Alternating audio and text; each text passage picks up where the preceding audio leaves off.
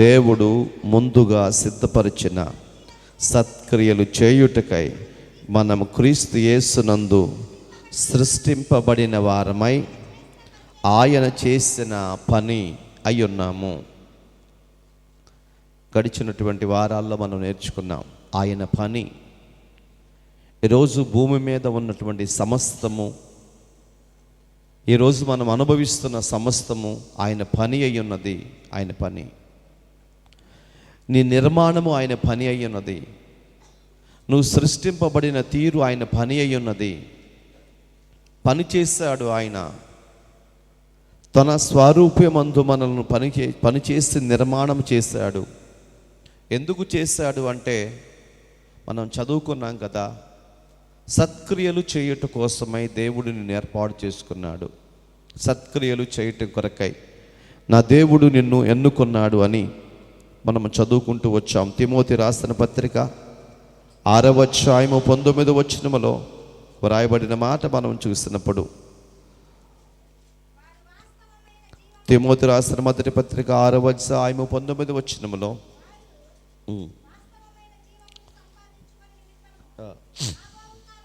రాబో కాలమునకు మంచి పునాది తమ కొరకు వేసుకొనుచు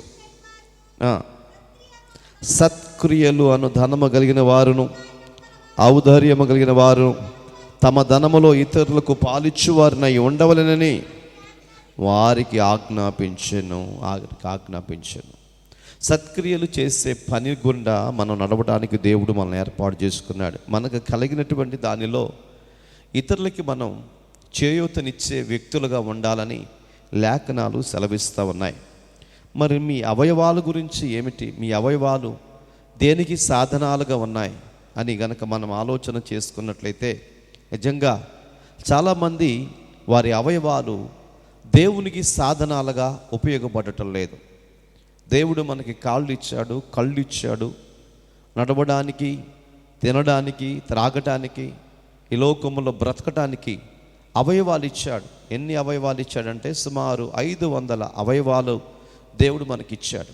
ఈ అవయవాలు దేనికోసం అంటే నీ పని నువ్వు చేసుకోవటం కొరకో, నిన్ను నువ్వు బ్రతికించుకోవటం కోసమో, నీ కుటుంబాన్ని బ్రతికించుకోవటమో కాదండి. ఇక్కడ బైబిల్ చెప్తున్న మాట ఏంటంటే మీ యొక్క అవయవాలు దేవునికి సాధనాలుగా ఉండాలి, దేవునికి పనిముట్లుగా ఉండాలని లేఖనాలు చక్కగా స్పష్టంగా సెలవిస్తూ ఉన్నాయి. ఒక్కసారి రోమిలి రాసిన పత్రిక 6వ అధ్యాయము 13వ వాక్యాన్ని చదువుకుందాం.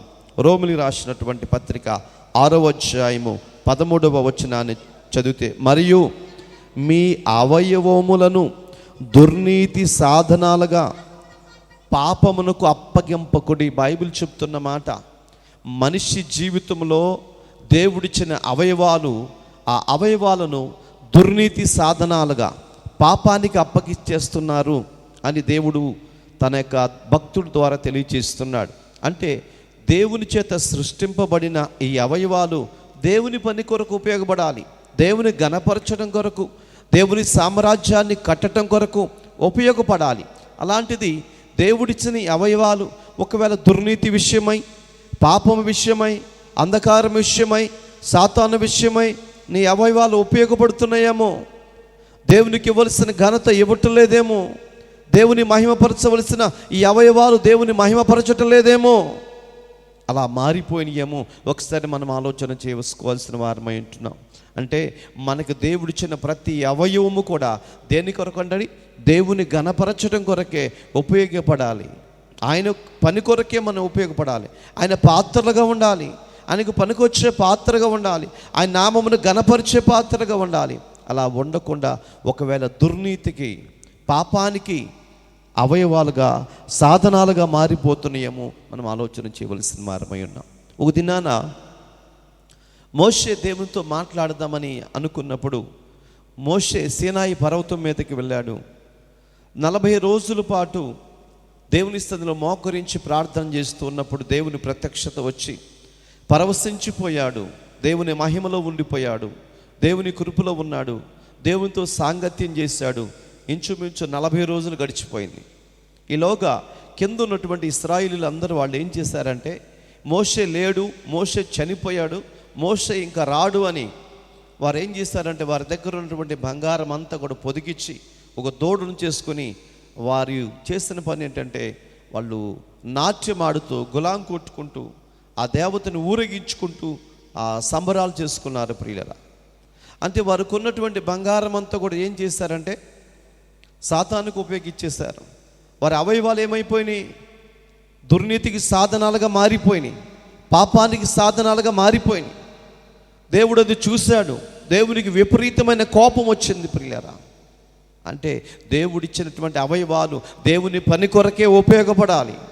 దేవుడిచ్చిన అవయవాలు దేవునిని ఘనపరచడం కొరకు ఉపయోగించాలి.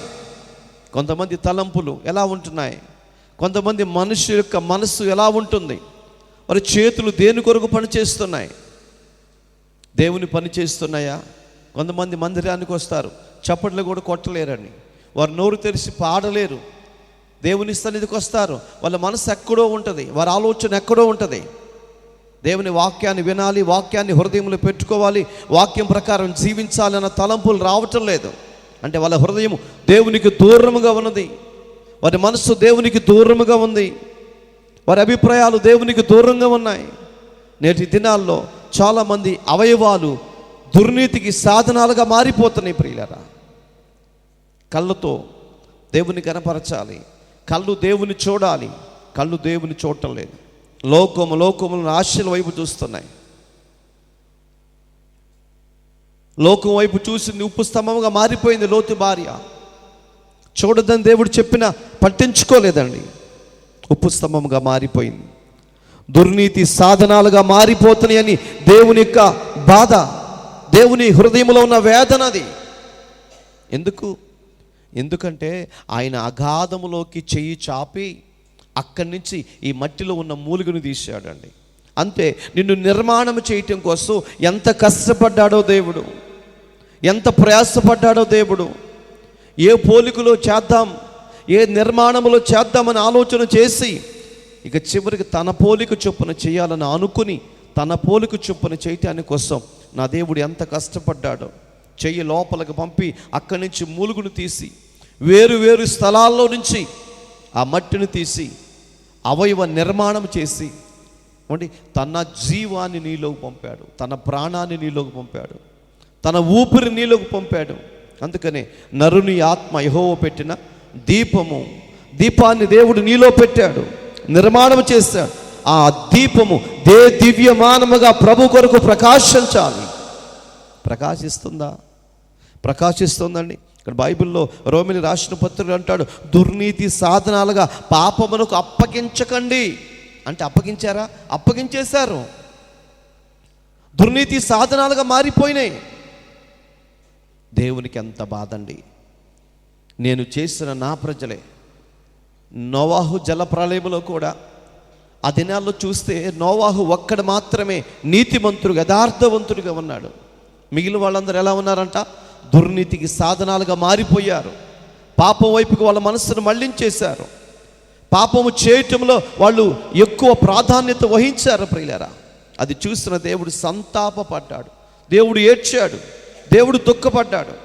యెషయా గ్రంథంలో మనం చూస్తాం, ఆకాశమా ఆలకించుము, భూమి సెవియొగ్గుము, నేను పిల్లలు పెంచి గొప్పవారుగా చేశాను, వారికి కావలసినవన్నిటిని సమకూర్చాను. కానీ ఈరోజు వాళ్ళు ఎలా ఉండిపోయారంట? నాకు తిరుగుబాటు చేస్తున్నారు. అంటే నన్ను స్తుతించవలసిన వారు నన్ను స్తుతించటం లేదు, నాకు ఘనత తీసుకురావలసిన ప్రజలు నాకు ఘనత తీసుకురావటం లేదు. దుర్నీతి సాధనాలుగా వారి అవయవాలు అప్పగింపబడిపోయినాయి.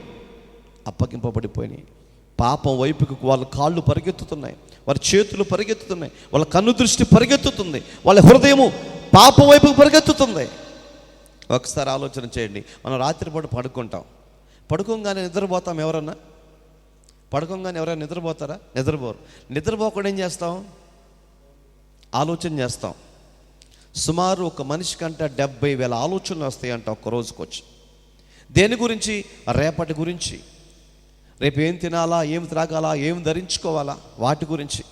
స్త్రీలైతే ముఖ్యంగా ఉదయాన్నే లేచి ఏం కూర వండాలా, ఏం కూరగాయలు ఇంట్లో ఉన్నాయని వాటి గురించి ఆలోచించుకుంటారు. పురుషులైతే రేపు ఏం కట్టాలా, ఏటి గురించి మనం డబ్బులు కట్టాలా, మరి వీటి గురించి ఆలోచన చేస్తారు, రేపు ఎక్కడికి వెళ్ళాలా అని. అంటే ప్రతి మనిషి జీవితంలో ఆలోచన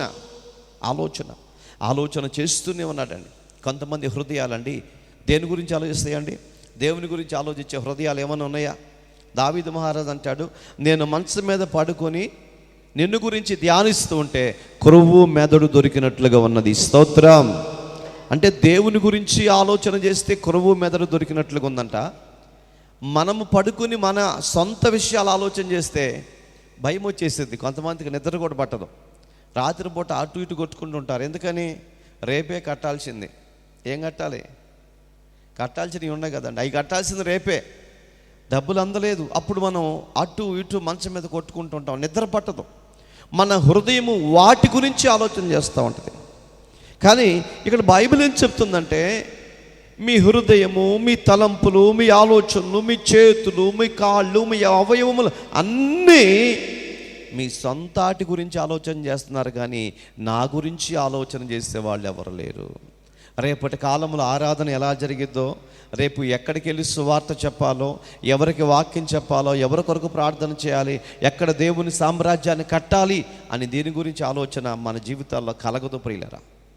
ఎందుకంటే అదే బైబిల్ చెప్తుంది, దుర్నీతి సాధనాలుగా పాపమునకు అప్పగింపబడి ఉన్నవి. తర్వాత మాట చదవండి. అయితే మృతులలో నుండి సజీవులు అనుకొని మిమ్మును మీరే దేవునికి అప్పగించుకోండి. ఏమండి చక్కగా చెప్తున్నాడు. దుర్నీతి సాధనాలుగా మీ అవయవాలు దేవునికి అప్పగించకండి. మరి ఎవరికి అప్పగించాలి? దేవునికి అప్పగించుకోండి. మీ చేతులు దేవునికి అప్పగించుకోండి, మీ కళ్ళు దేవునికి అప్పగించుకోండి, మీ బాడీలో ఉన్న ప్రతి అవయవం దేవునికి సమర్పించుకోండి. ఈ చేతులు దేవుని స్తుతించాలి, ఈ నోరు దేవుని స్తుతించాలి. ఒక్కసారి నోరు గురించి ఆలోచన చేయండి. మనకు నోరు ఉంది కదా, మనం బ్రతికినటువంటి దినాలన్నిటిలో ఈ నోరుతో ఎక్కువ అపవిత్ర మాటలు మాట్లాడి ఉంటామా? ఎక్కువ పాటలు పాడి దేవుని స్తుతించి ఉంటామా? ఒకసారి ఆలోచన చేయండి. ఎక్కువ దేవుని గణపరిచి ఉంటామా?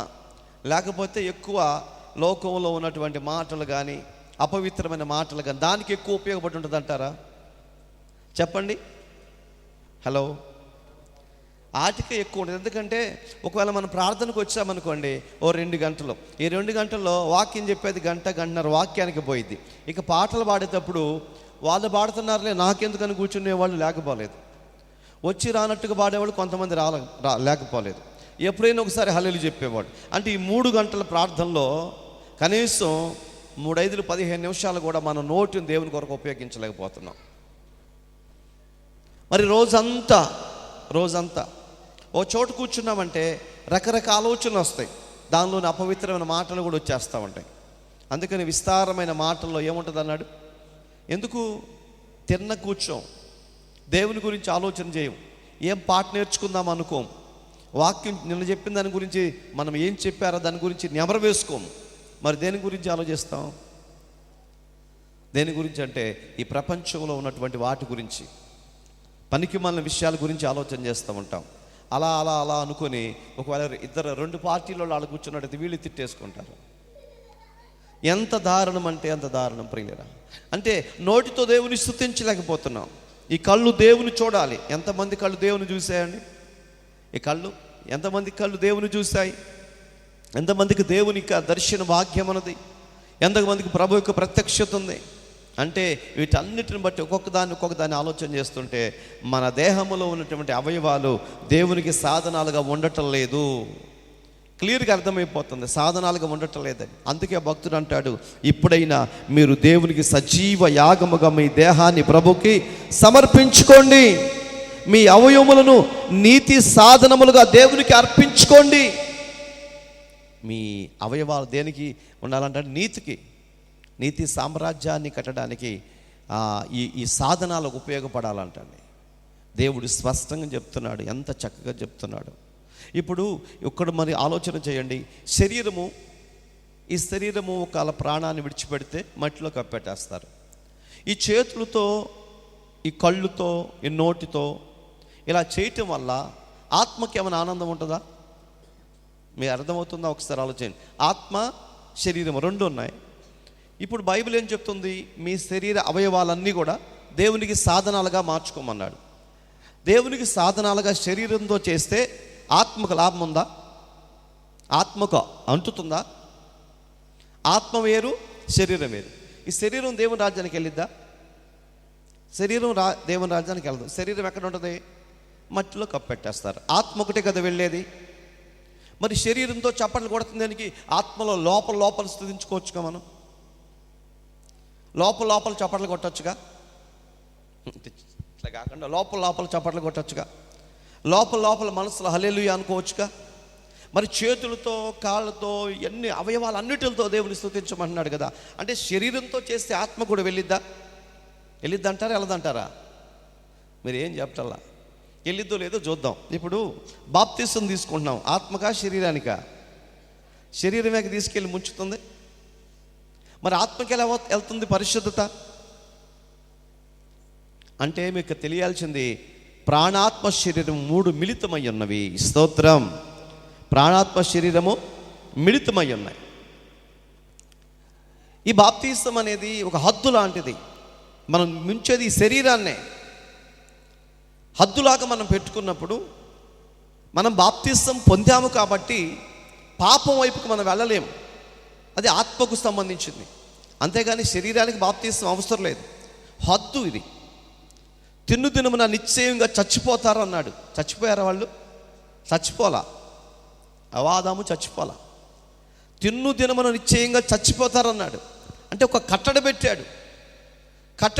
వాళ్ళు తిన్నారు, దేవుని మహిమల నుంచి బయటికి వెళ్ళిపోయారు, దేవుని ప్రసన్నతల నుంచి బయటికి వెళ్ళిపోయాడు. అంటే శరీరాన్ని మనం పవిత్రతగా కాపాడుకుంటే ఆత్మను కాపాడుకున్నట్లే. శరీర అవయవాలతో దేవుని స్తుతిస్తే అది ఆత్మకు సంబంధించింది అవుతుంది. మన పరిశుద్ధత మనం కాపాడుకున్న వాళ్ళం అవుతాం. ఇది శరీరమే కదా, మట్టిలో పడుతుంది కదా అనుకుని శరీరముతో అపవిత్రమైన కార్యాలు చేయటం వల్ల ఈ శరీరాన్ని బట్టి ఆత్మకు అపవిత్రత అంటుతుంది. హల్లెలూయా. ఇప్పుడు చూడండి, ఇది శరీరం. ఎవరైనా చెయ్యొద్దండి, ఎవరైనా ఒకరు చెయ్యొద్దండి. గోవర్ధన్కి షాక్ పెట్టి కసకని చేతిని కోసామనుకోండి, కోస్తే శరీరం కదా అరవాల్సిందే. ఎక్కడి నుంచి వచ్చింది అరుపు? ఆత్మలోకుండా వచ్చింది. అమ్మో అనేది. శరీరం చెయ్యి అరవాలి, నాకు నొప్పి పుడుతుంది, చెయ్యి అరవాలి. కానీ ఏమరుతుంది ఇక్కడ? అంటే శరీరానికి ఆత్మకు దేవుడు ఏం పెట్టాడు? సంబంధాన్ని పెట్టాడు. దేవునికి మహిమ కలుగును గాక. శరీరముతో చేసే ప్రతి అపవిత్రత ఆత్మకు అంటుతుంది. శరీరముతో చేసే ప్రతి పవిత్రత ఆత్మకు అంటుతుంది. అందుకనే శరీర క్రియలను గురించి మనం ఆలోచన చేయాలి.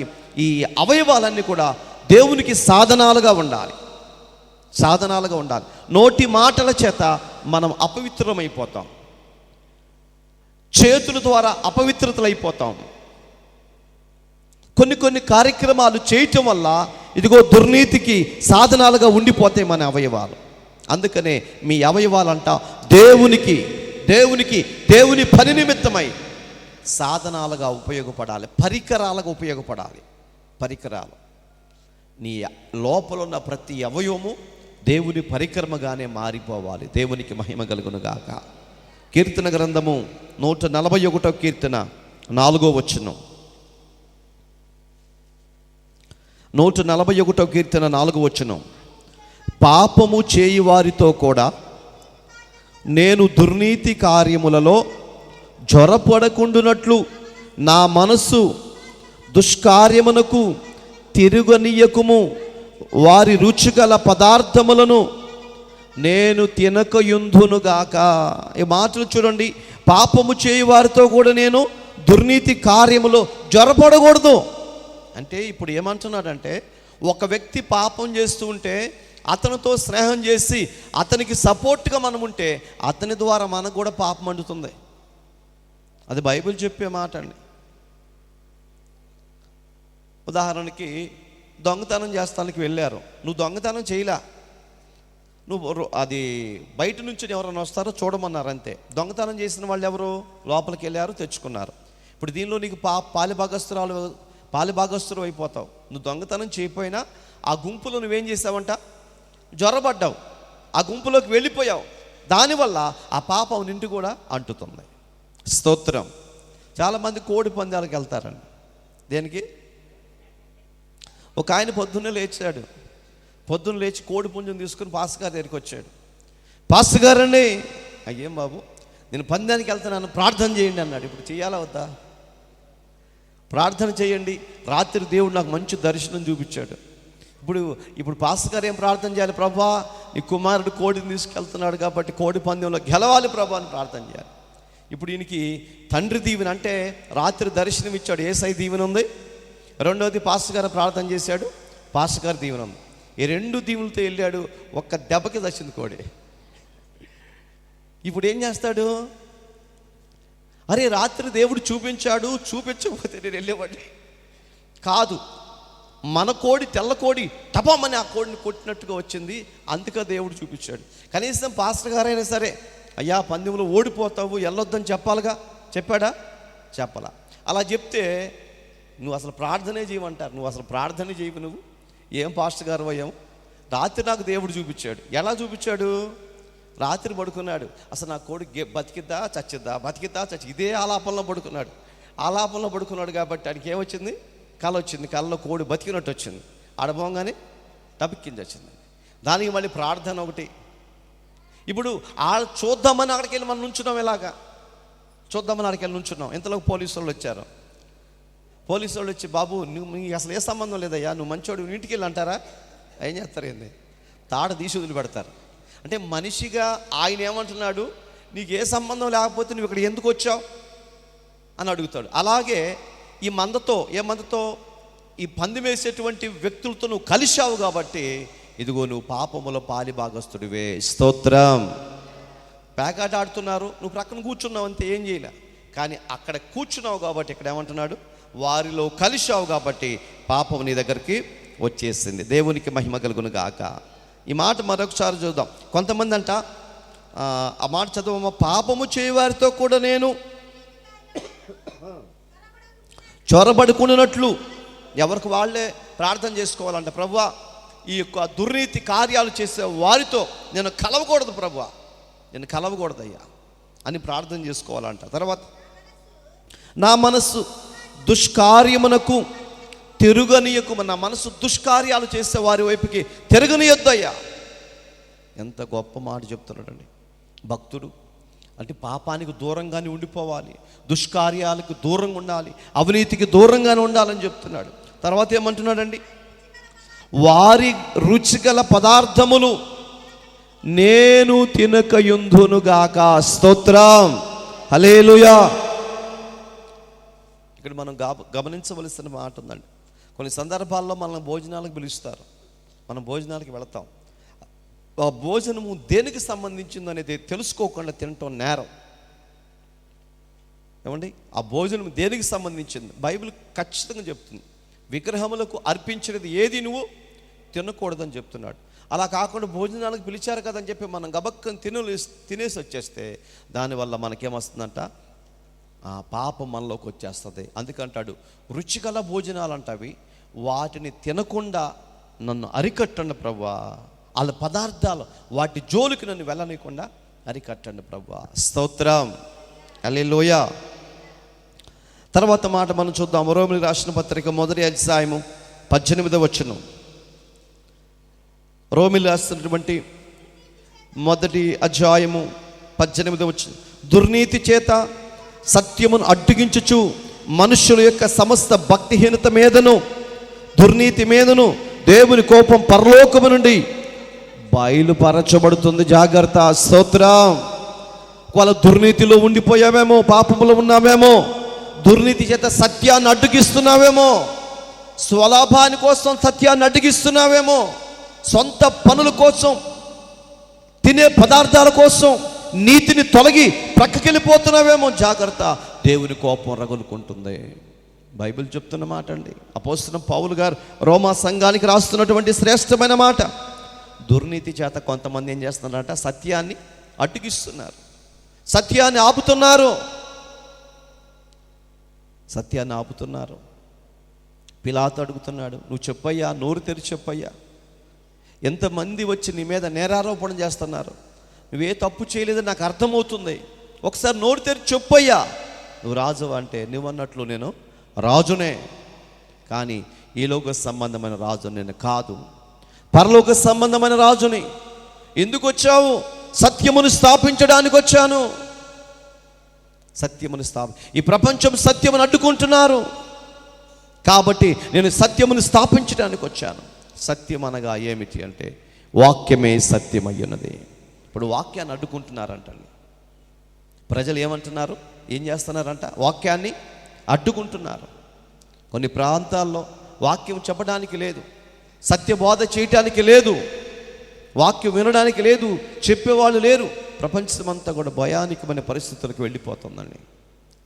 ఎక్కడ చూసిన మరణ వార్తలు, దుర్వార్తలు. ఈరోజు ఉదయాన్నే న్యూస్ మనం చూస్తాం కదా, దక్షిణ కొరియాకు సంబంధించిన వార్త విన్నారా?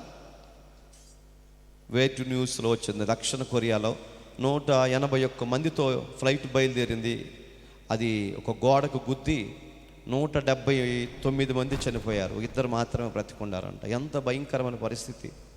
179 మంది చచ్చిపోవటం అంటే ఏమండి? ఏ దేశాల నుంచి వెళ్తున్నారో, ఏ పని మీద వెళ్తున్నారో, ఎంత భయంకరంగా ఉందంటే పరిస్థితి అర్థం కాని పరిస్థితుల మధ్య ఉందండి.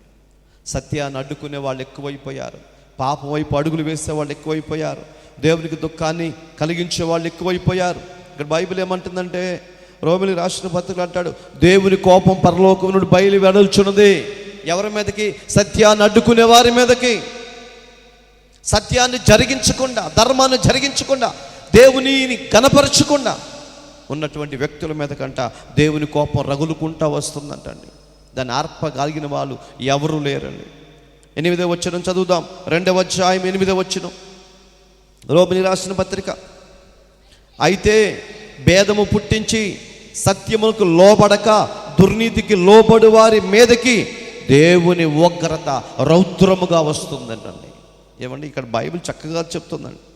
భేదము పుట్టించి సత్యమునకు లోబడకుండా ఉండేటువంటి వారు, భేదాలు పుట్టించే వాళ్ళు ఎక్కువైపోయారు, మతాల పేరట అడ్డుకునే వాళ్ళు ఎక్కువైపోయారు, కులాల పేరట అడ్డుకునే వాళ్ళు ఎక్కువైపోయారు, సత్యాన్ని అడ్డగించే వాళ్ళు ఎక్కువైపోయారు, సత్య స్థాపన జరగకుండా ఆపేసే వాళ్ళు ఎక్కువైపోయారు. అలాంటి వారి మీద కంటండి దేవుని ఉగ్రత రౌద్రముగా వస్తుందంట. అధికంగా వస్తుంది, చాలా కోపంగా దిగి వస్తుంది. దాన్ని తాళుకోవాలి కలిగినటువంటి వారు ఎవరు లేరండి. ఏం చేయాలంట? మన అవయవాలన్నీ దేవుని కోసమే ఉపయోగించాలి, దేవుని పని కొరకే ఉపయోగించాలి. కొరింథీ రాసిన మొదటి పత్రిక 13వ అధ్యాయము 3వ వచనం చూద్దాం. కొరింథీ సంఘానికి అపోస్తలుడైన పౌలు గారు రాస్తున్న మొదటి పత్రిక 13వ అధ్యాయము 6వ వచనములు చూస్తే, దుర్నీతి విషయమై సంతోషపడక సత్యమునందు సంతోషించండి. దేవుని ప్రజలారా, ఈ అవయవాలన్నీ కూడా దేవుని పని కొరకు ఉపయోగపడాలి. నీ లోపల ఉన్న సంతోషం దేనికోసమండి? దుర్నీతి విషయమై కాదు, పాపం విషయమై కాదు, అన్యాయ విషయమై కాదు, దేవుని పని విషయంలో సంతోషపడాలండి. ఆత్మలో రక్షింపబడితే సంతోషపడాలి. అనేక మంది దేవుని దగ్గర చేర్చబడుతున్నారంటే సంతోషపడాలి. దేవుని వాక్యం వెదజల్లబడుతుందంటే సంతోషపడాలి. కానీ దుర్నీతికి విషయంలో మీరు ఎంత మాత్రం సంతోషపడొద్దు. స్తోత్రం, హల్లెలూయా. దేవుని కార్యాలు జరుగుతున్నాయి అంటే సంతోషపడే వాళ్ళు ఎంతమంది అండి? సంతోషపడే వాళ్ళు ఉండరండి. అదే మన ప్రక్కన ఉన్నటువంటి, మనకు శత్రువుగా ఉన్నటువంటి వాడు, వాళ్ళకి ఏదైనా బాధ వచ్చిందంటే మనకి ఎంత సంతోషమో, ఆత్మలో కూడా సంతోషపడతాం కదండి. అలా సంతోషపడకూడదని బైబిల్ చెప్తుంది. దేని విషయంలో సంతోషపడాలంటే దేవుని విషయంలో మాత్రమే మనం సంతోషపడాలి. ఆయన విషయంలో మాత్రమే మనం సంతోషాన్ని అనుభవించాలి. దెస్సలోనికి రాస్తున్నటువంటి రెండవ పత్రిక, దెస్సలోనికి రాస్తున్న 2వ పత్రిక 2వ అధ్యాయము 10వ వచనం, దుర్నీతి పుట్టించు సమస్త మోసముతోనూ నశించుచున్న వారిలో సాతాను కనపరచు బలమును అనుసరించి ఉండును. ఇక్కడ బైబిల్ అండి ఖచ్చితంగా చెప్తుంది, దుర్నీతి పుట్టించు సమస్త మోసముతో నశించుచున్న వారిలో సాతాను కనపరచు బలమును అనుసరించి ఉండును. సాతాను ఏం చేస్తుందంటే దుర్నీతి పుట్టిస్తుందంట. దేవునికి దూరం చేయాలని, మనుషులు దేవుని సన్నిధికి దూరం చేయాలని, ఎవరిని మృంగుదునా అని గర్జించు సింహం వల్లే ప్రతి వారిని వెతుకుతుందంట, వీధుల్లో తిరుగుతుందంట. ఎక్కడ దుర్నీతి పుట్టించాలి, ఎక్కడ పాపాన్ని పుట్టించాలి, ఎక్కడ సులువుగా చిక్కులు పెట్టాలని సాతాను సంచరిస్తుందంటండి. ఆ సులువుగా చిక్కులు పెట్టే విధానాల్లోనే మనుష్యుడు లేకపోతే క్రైస్తవుడు పడిపోతున్నాడు. పడిపోయి ఏమైపోతున్నాడు? దేవునికి దూరం అయిపోతున్నాడు, దేవునికి దుఃఖాన్ని కలిగించుకుంటున్నాడు. ప్రియులారా, 11వ వచనం చదవండి. ఇందుచేత సత్యమును నమ్మక దుర్నీతి యందు అభిలాష కలిగి వారందరూ శిక్షావిధి పొందుతున్నారంటండి. దేని మీద వాళ్ళకి అభిలాష ఉందండి? దేవుని పని మీద వాళ్ళకి లేదు, దేవుని కార్యాల మీద లేదు. దేని మీద ఉందంటండి? దుర్నీతి మీద, పాపము మీద, మోసం మీద, అన్యాయం మీద, అక్రమం మీద వాళ్ళకి ప్రేమ పెంచుకుంటున్నారంట. దేవుని మీద ప్రేమ పెంచుకోలేకపోతున్నారు. దేవుడైతే మనల్ని ప్రేమించాడు. ఎంతలా ప్రేమించాడు? దేవుడు లోకమును ఎంతో ప్రేమించాడు. ఎంత ప్రేమించాడో! ప్రేమించి మన కొరకు తన ప్రాణాన్ని పెట్టాడు. మనం ఏంటి వెళ్ళిపోతున్నామంటండి? దుర్నీతికి సాధనాలుగా మారిపోయి దుర్నీతి వైపు మన మనస్సును మళ్ళిస్తున్నాము అని బైబిల్ చెప్తుందండి. అభిలాష వారందరూ శిక్ష పొందుటకై సిద్ధంగా ఉన్నారు. ఇలా ఈ మధ్యాహ్న సమయంలో మనకు ఒకటే అర్థం అవుతుందండి. దేవుడిచ్చిన ఈ అవయవాలు దేవునికి ఉపయోగపడకపోతే శిక్షకు పాత్రలం అవుతాము. దేవుడిచ్చిన ఈ అవయవాలు పరిపూర్ణంగా దేవుని పని కొరకే.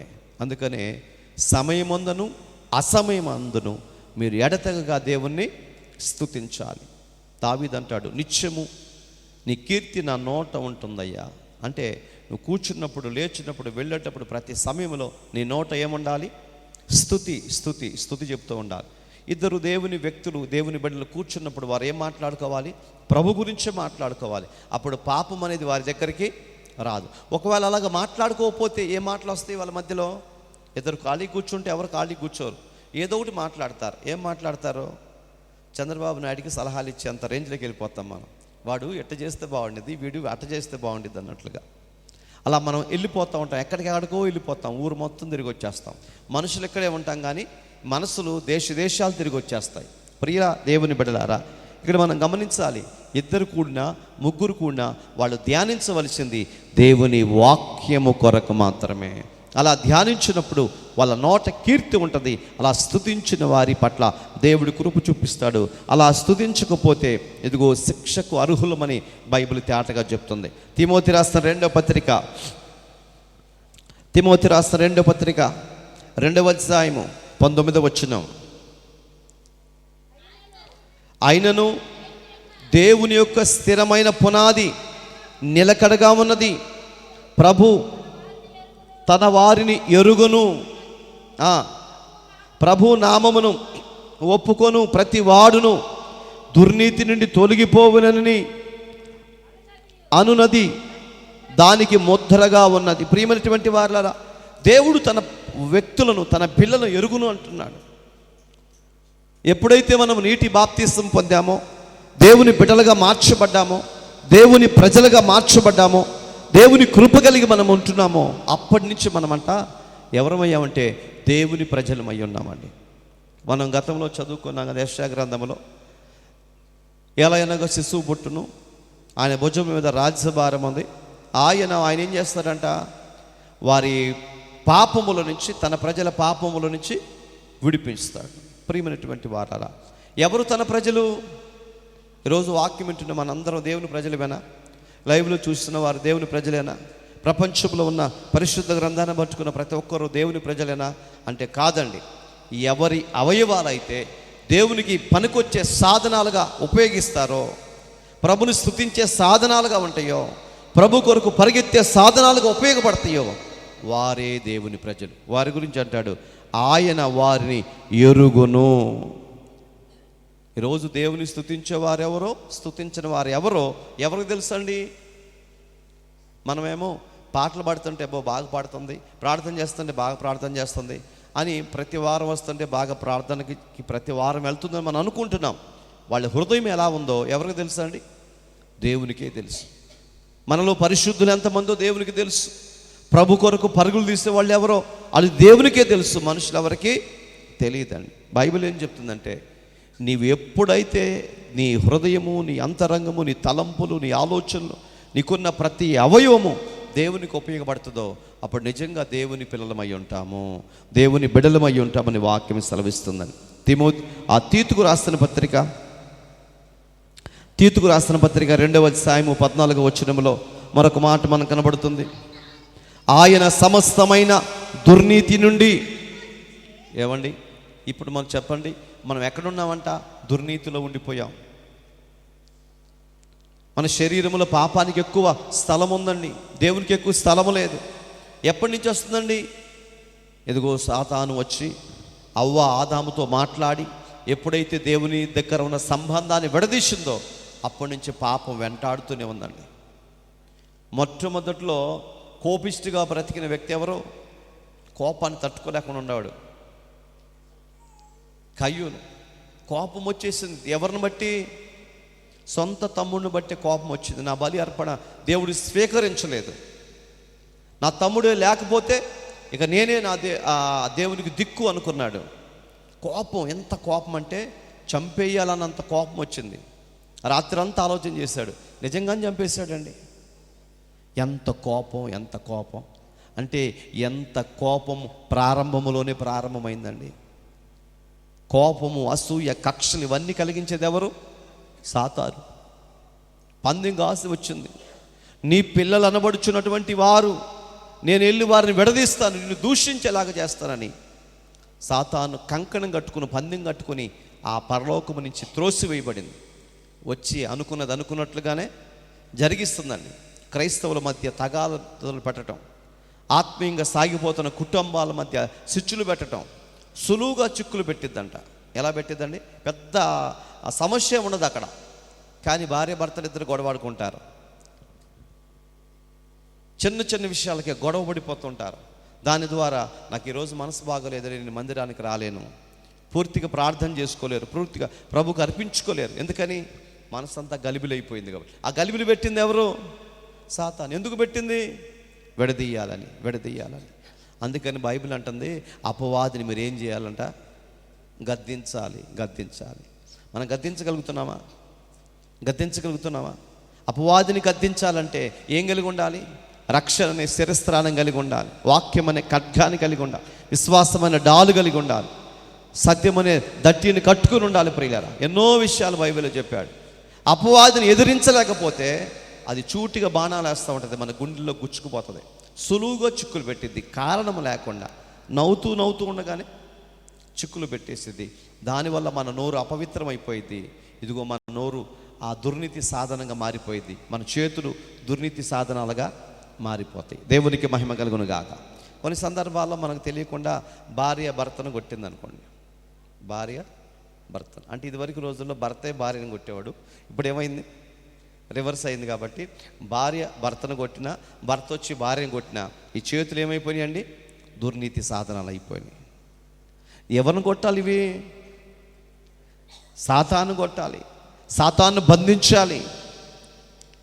నీ అవయవాలు, నీ చేతులు ఎట్లా దేవుని స్తుతించాలి చెప్పండి? 150 కీర్తన అనుకుంటే చక్కగా రాస్తాడు.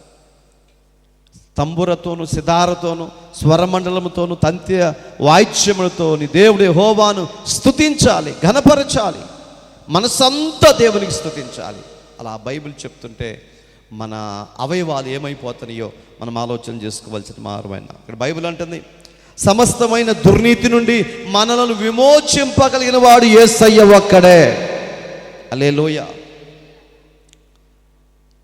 సాతాను ఎప్పుడైతే ఏదేను తోటలోకి వచ్చిందో అప్పుడే వీళ్ళు ఏమైపోయారంట? దుర్నీతి సాధనాలుగా మారిపోయారు. అప్పటి వరకు ఎలా ఉన్నారు? దేవుని స్వరాన్ని వినేవాళ్ళు. ప్రతి చల్లపూట యెహోవా ఆ ఏదేను తోటలోకి వచ్చి ఆదామా అని పిలిచిన వెంటనే వీళ్ళిద్దరు వెళ్ళేవాళ్ళు, చక్కగా మాట్లాడుకునేవాళ్ళు. కానీ ఎప్పుడైతే ఆ పండు తిన్నారో, ఆ పండు తినేటప్పటికి ఏమైంది? ఈ సాతాను మాట చెవిలోకి వెళ్ళింది, ఈ చేతులు ఎటువైపుకి వెళ్ళి? పండు వైపుకి వెళ్ళిపోయినాయి. ఈ కనుదృష్టి ఎటువైపుకి వెళ్ళింది? పండు వైపుకి వెళ్ళిపోయింది. ఈ కాళ్ళు ఎటువైపుకి వెళ్ళి? ఆ తినాలని ఆశ అంటే హృదయం యొక్క తలంపు ఏమైపోయింది అంటే టోటల్గా బాడీ అంతా దుర్నీతి సాధనాలుగా మారిపోయింది. ఒకే ఒక మాట, ఒక ఐడియా జీవితాన్ని ఏం చేసిద్దంట? ఒక ఐడియా మీ జీవితాన్ని మార్చేసేది. ఒకే ఒక్క మాట జీవితాన్ని మార్చేసిందండి. తను తిని పైపెచ్చి ఎవరికి తీసుకొచ్చి ఇచ్చింది? ఆదాముకు తీసుకొచ్చి ఇచ్చిందండి. ఇప్పుడు ఇద్దరు కూడా దుర్నీతి సాధనాలుగా మారిపోయారు. దేవుని కోపం రగులుకుంది, తోటలోంచి బయటికి నెట్టివేయబడ్డారు. అప్పటికే నోవాహు కాలంలో లక్షల మంది ప్రజలున్నారు, వారందరూ కూడా దుర్నీతి సాధనాలుగా ఉన్నారు. కానీ నోవాహు ఒక్కడు మాత్రమే యేసయ్య సాధనంగా ఉన్నాడు. స్తోత్రం. దేవుని సాధనముగా, దేవుని పరికరముగా, దేవునికి పనికొచ్చేవాడుగా నిలబడ్డాడు. ఆయన ద్వారా కుమారులు, కోడళ్ళు దేవుడు రక్షించుకున్నాడు. మరలా సృష్టి ప్రారంభమైంది ప్రియులారా. అంటే ప్రపంచమంతా పాపం వైపుకి వెళ్ళిపోయినా దేవుని దుఃఖాన్ని కలిగించిన నోవాహు ఒక్కడు మాత్రమే నీతి సాధనంగా ప్రభు కొరకు నిలబడ్డాడు. ఈరోజు సంఘములో ఉన్నటువంటి దేవుని ప్రజలారా, దేవుని బిడ్డలారా, మీరు కూడా ఆలోచన చేయండి. ఎవరు ఎలా ఉన్నా పర్వాలేదు, కానీ నీవు మాత్రం దేవుని సాధనంగా ఉండాలి, దేవునికి పనికొచ్చే పాత్రగా ఉండాలి. ఆయన నీ దుర్నీతి నుంచి నిన్ను విడిపించునుగాక. సమస్త విధమైన దుర్నీతి నుండి మనల్ని విమోచించి సత్క్రియలు యందు ఆసక్తి గల ప్రజలను తన కోసము పవిత్రపరుచుకొని తన సొత్తుగా చేసుకొనుటకు తన్ను తానే మన కొరకు అప్పగించుకొనెను. హల్లెలూయా. దేవుడు అప్పగించుకున్నాడంటే ఎందుకు? మనలను విమోచించడానికి, సత్క్రియలు చేయటం కొరకై, మన పాపముల నుంచి విడిపించడం కొరకై, మన పరిశుద్ధపరచడం కొరకై. అంటే ఇప్పుడు మనకు అర్థమవుతుంది, మనము ఇదివరకు తెలియనప్పుడు, ఎప్పుడు క్రీస్తు రక్తంలో కడగబడినప్పుడు మనం అందరూ దుర్నీతికి సాధనాలుగా ఉన్నాం. కానీ ఇప్పుడు క్రీస్తు రక్తంలో ముద్రించబడ్డాం. మన ప్రభు అయిన యేసు క్రీస్తు ప్రభువారు మన కొరకు లోకానికి వచ్చి తన్ను తాను అప్పగించుకున్నాడు, బలి అయిపోయాడు. ఆయన రక్తంలో కడగబడిన తర్వాత మరలా దుర్నీతి సాధనాలుగా మనం ఉండకూడదు. ఒకప్పుడైతే ఉన్నాం, కానీ ఇప్పుడు రక్షింపబడినటువంటి మనము, ఇప్పుడు బాప్తిస్తం పొందిన మనం, ఇప్పుడు ప్రభు పిల్లలుగా పిలువబడుతున్న మనము మరలా దుర్నీతి సాధనాలుగా ఉండకూడదు. అదే ప్రభు కోరుకుంటున్నాడు. ఎలా ఉండాలంట? దేవునికి సాధనాలుగా నీ ఉండాలి, దేవునికి పనికొచ్చే పాత్రగా నీ ఉండాలి. తెలియనప్పుడైతే అలా ఉన్నాం, ఇప్పుడు తెలిసింది మనకి. మనం విడిపించడానికి పరిశుద్ధుడు వచ్చాడు, మనం విడిపించడానికి సర్వోన్నతుడైన దేవుడే దిగొచ్చాడు, తను తాను అప్పగించుకున్నాడు ఆయన. కాబట్టి ఇప్పుడు మనం ఎలా ఉండాలంటే దుర్నీతి సాధనాలు కాదు, దేవుని సాధనాలుగా, దేవుని పనిముట్లుగా మనం ఉండాలి. హెబ్రీ రాసిన పత్రిక 1వ అధ్యాయం 9వ వచనం. నీవు నీతిని ప్రేమించితివి, నీవు దుర్నీతిని ద్వేషించితివి, అందుచేత దేవుడు నీ తోటి వారి కంటే హెచ్చించునట్లు ఆనంద తైలముతో అభిషేకించెను. దేవునికి మహిమ కలుగును గాక. నీవు నీతిని ప్రేమించితివి, దుర్నీతిని ద్వేషించితివి. దేన్ని ప్రేమించాలంటండి? నీతిని ప్రేమించాలి, దుర్నీతిని అసహించుకోవాలి. అలా ఉన్నావు కాబట్టి నీ దేవుడు నేను ఏం చేస్తాడంటే ఆనంద తైలముతో నేను అభిషేకిస్తాడు. చాలామంది బస్సులు ఎక్కినప్పుడు వెళుతున్నప్పుడు ధర్మాన్ని కాపాడండి, ఆ ధర్మమే మిమ్మల్ని కాపాడుతుంది అంటారు. నీతి ఎప్పటికైనా గెలిచిద్దా, ఓడిపోయిద్దా? సత్యం అనేదే గెలిచిద్ది, వెలుగులోకి వచ్చింది, కాకపోతే నిదానంగా వచ్చింది. అసత్యం అనేది తొందరగా వచ్చింది. ఆరిపోయే దీపానికి ఏమి ఎక్కువ? వెలుగు ఎక్కువ. ఆరిపోయే దీపానికి వెలుగు ఎక్కువ అండి. ఇక్కడ ఇలా చెప్పుకుంటూ వెళ్తే చాలా ఉంటాయి, కానీ ఇక్కడ బైబిల్ ఏమంటుందంటే నీవు నీతిని ప్రేమించితివి, దుర్నీతి ద్వేషించితివి, అందుచేత దేవుడు నీకు ఏం చేస్తాడంటే ఆనంద తైలముతో నిన్ను అభిషేకించబోతున్నాడు. హల్లెలూయా. ఈరోజు మన కుటుంబాలు ఆనందం ఉండాలి, సంతోషం ఉండాలి. తాత్కాలికమైన సంతోషం చెరిగిపోయింది. తాత్కాలికమైన సంతోషం ఏమైపోయిందండి? చెరిగిపోయింది. నిజమైన సంతోషం హృదయంలో కలిగేది. తాత్కాలికమైన సంతోషం కళ్ళతో చూస్తే వచ్చేది పోయిద్ది. హృదయంలో కలిగే ఆనందం ఉందే, అది నిబ్బరాన్ని ఇచ్చిద్ది, ధైర్యాన్ని ఇచ్చిద్ది, మన కుటుంబాలు నిలబెట్టేది ప్రియులారా. అందుకనే ఆ ధైర్యం అనేది దేవుని దగ్గర నుంచి రావాలి. ఒక సంగతి మీకు జ్ఞాపకం చేస్తాను. దావీదు మహారాజు పిచ్చోడ్లాగా మారిపోయి ఫిలిస్తీ రాజు దగ్గరికి వెళ్ళాడు. వెళ్ళిన తర్వాత సౌలుతో యుద్ధాన్ని ప్రకటించినప్పుడు సౌలుతో యుద్ధం చేయటానికి దావీదు కూడా పిలువబడ్డాడు. దావీదు అక్కడికి వెళ్ళినప్పుడు అక్కడికి వచ్చినటువంటి ఫిలిస్తీయులు సర్దారులు కొంతమంది దావీదును చూసి, ఇతడు యుద్ధంలోకి రావటానికి వీల్లేదు, ఇతడు మామూలుడు కాదు, మనం అక్కడ తీసుకుని వెళ్తే ఇతడే మనల్ని చంపేస్తాడు, కాబట్టి ఇతడు వస్తే మేము రాము అని అడ్డం తిరిగారు. అప్పుడు ఫిలిస్తీన్ల రాజు ఆయన ఏం చేశాడంటే, నువ్వు వద్దంటయ్యా అని వెళ్ళిపోమని చెప్పి అతను వెనక తిరిగి పంపించేశారు. పంపించేసే తలకి సిగ్లా అనే ప్రాంతానికి, వీళ్ళు ఉంటున్నటువంటి ఆ ప్రాంతానికి వచ్చే తలకి వీళ్ళ డేరాల్లో, వీళ్ళ కుటుంబాలు, వీళ్ళ భార్యల మొత్తాన్ని అగ్నితో కాల్చేసి పిల్లల్ని భార్యలు తీసుకెళ్ళిపోయారు. ఆడు వెళ్ళిపోయినప్పుడు అక్కడికి వచ్చి మోకరిస్తాడు దావీదు మహారాజు. మోకరించి అసలు ఏంది ఇలా జరిగింది, ఈ పరిస్థితి ఎలా వచ్చింది ఏందని కన్నీరు గార్చి ప్రార్థన చేస్తూ ఉంటే, ఇదిగో ఆకాశం తెరువబడి అక్కడి నుంచి దేవుని శక్తి వచ్చి దావీదు మీదకు దిగొచ్చింది. హల్లెలూయా. మహాపరాక్రమ కలిగిన వాడుగా మార్చబడ్డాడు, సింహంలాగా మార్చబడ్డాడు. దేవుని దగ్గర నుంచి ధైర్యం వచ్చి అతన్ని ధైర్యపరిస్తే ధైర్యవంతుడయ్యి 600 మందిని తీసుకుని వెళ్ళాడు. అంతమంది రాలేదు, 300 మంది వచ్చారండి. వాళ్ళని తీసుకుని వెళ్ళిపోయి అక్కడికి వెళ్ళి వాళ్ళ మీద యుద్ధం చేసి వారి భార్యలను పోగొట్టుకున్న ఆస్తి అంత తిరిగి తెచ్చుకోగలిగాడు. ఇప్పుడు మనకు అర్థమవుతుంది, దేవుని సన్నిధిలో ప్రార్థన చేయటం వల్ల, అలా ప్రార్థన చేయటం వల్ల దేవుని దగ్గర నుంచి ఏమొస్తుందండి? ధైర్యము మనకు అనుగ్రహించబడుతుంది, సంతోషము మనకు అనుగ్రహించబడుతుంది. అంటున్నాడు, ఆనంద తైలముతో అభిషేకించెదను. దేవుని తైలముతో మనం అభిషేకింపబడాలి. ఇదిగోండి, ఈ సంవత్సరానికి చివరి ఆదివారం ఇది కదా, ఈ సంవత్సరానికి చివరి ఆదివారం. చాలామంది రాలేదు, వాళ్ళందరూ ఈ 24వ సంవత్సరంలో చివరి ఆదివారం మళ్ళొచ్చుద్దా? రాదండి. ఇది తప్పుకుంటే మళ్ళీ నూతన సంవత్సరంలోకి మనం వెళ్ళిపోతాం. ఈ చివరి ఆదివారంలో మనందరూ ప్రవేశించి దేవుని వాక్యాన్ని వినడానికి ఇచ్చిన ఈ చక్కటి అవకాశాన్ని బట్టి చేతుల పైకెత్తి స్తోత్రం చెబుదాం. హల్లెలూయా. పేతురు రాసిన 2వ పత్రిక 2:16 చదవండి, ముగిస్తాను. పేతురు రాసినటువంటి 2వ పత్రిక 2వ అధ్యాయం 16వ వచనం. ఆ బిలాము దుర్నీతి వల్ల బహుమానం ప్రేమించెను. బిలాము చూడండి, దైవభక్తుడు, ప్రవక్త, దుర్నీతికి కలిగే బహుమానం దాన్ని ప్రేమించాడు, బహుమానం కోసం పరిగెత్తాడు.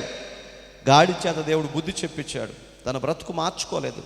కానీ ఏ జనాంగాన్ని శపించాడు, ఆ శపితమైనటువంటి జనాన్ని నా దేవుడు దీవించాడు. హల్లెలూయా. తర్వాత అయితే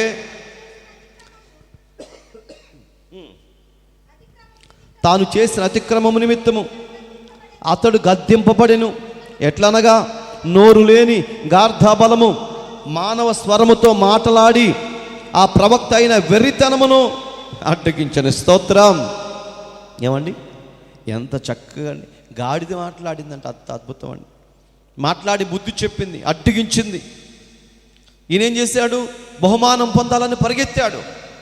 బహుమానం వస్తే చాలనుకున్నాడు, ఈ లోకపు ఆనందం కోసం పరిగెత్తాడు.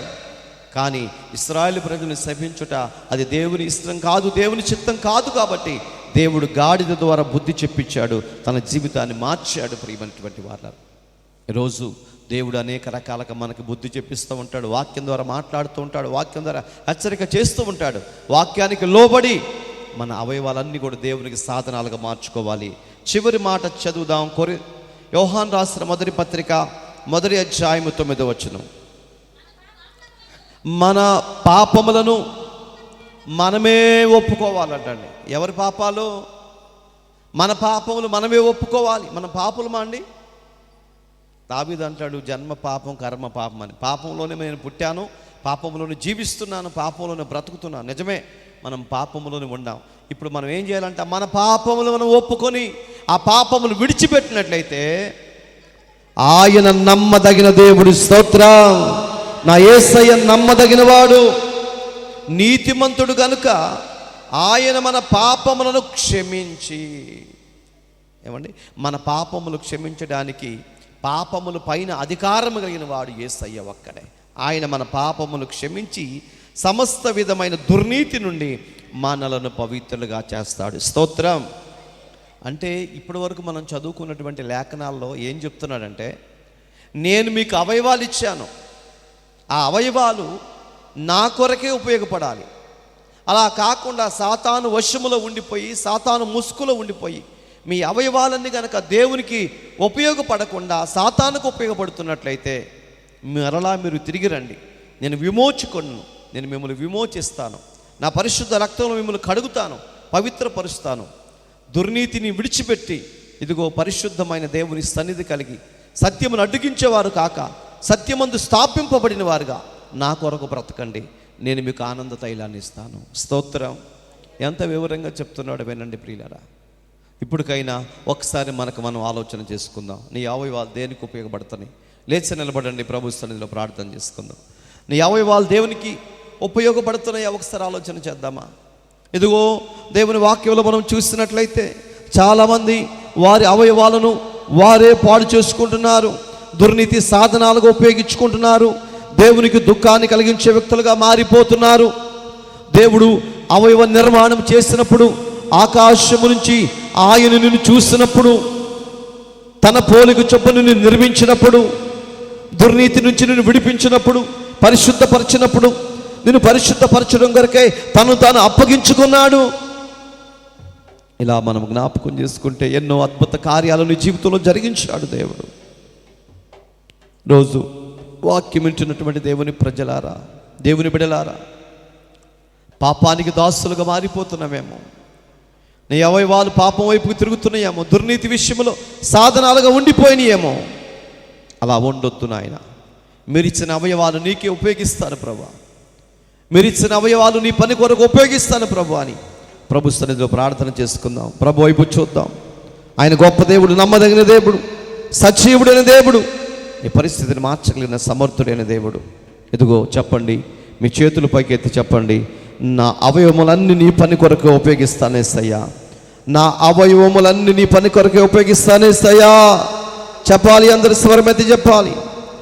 నా ప్రాణాత్మ శరీరము నీ కొరకే సమర్పిస్తాను తండ్రి, నన్ను బలపరిచి నీ పనిలో వాడుకోండి నాయన. నీ మహిమతో నింపండి ప్రభువా, నీ కృపతో నన్ను నింపండి ప్రభువా, నన్ను ఆశీర్వదించమని ప్రభు పాదాలు పట్టుకొని వేడుకుందాం. మహోన్నతుడా, సర్వశక్తిమంతుడా, నీ పరిశుద్ధమైన నామను బట్టి స్తుతిస్తున్నాం. నీ మహాకృపను బట్టి, ప్రేమను బట్టి చక్కటి అవకాశాన్ని ఇచ్చారు.